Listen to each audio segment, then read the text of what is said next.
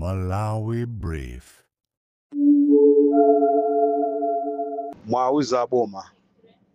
Mwauza aboma kunena kuti Comrade Ntanyiwa agwira onse amene aphwanya ma State House asadandaule.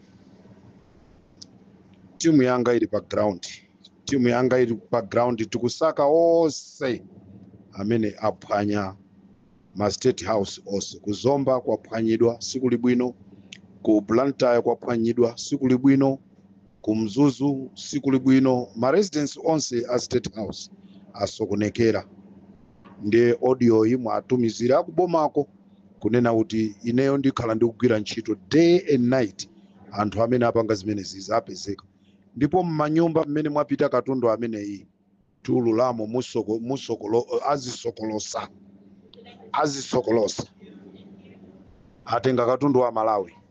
Akanabwera kuzaba kunyumba kwanga inali nkhani ina, akanabwera kuzaba kunyumba kwa Namalomba inali nkhani ina, olo akanapita kunyumba kwa Chimwendo ndikukamubera inali nkhani ina.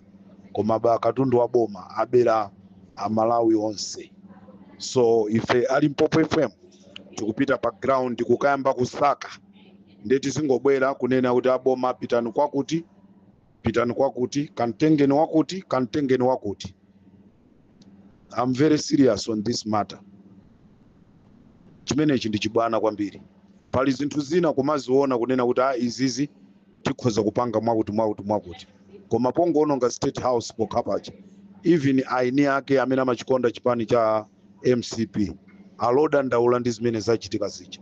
Ndi anyamata onse amene apanga zimene zizi akupezeka, akugwidwa. Kumene kwagulisidwa katundu takuziwa, nonse amene mwagula katundu amene watengedwa ku State House muzingontenga muzikamponya mu msewu, koma kuti akapezeke pa nyumba pano ndi mavuto akulu kwambiri.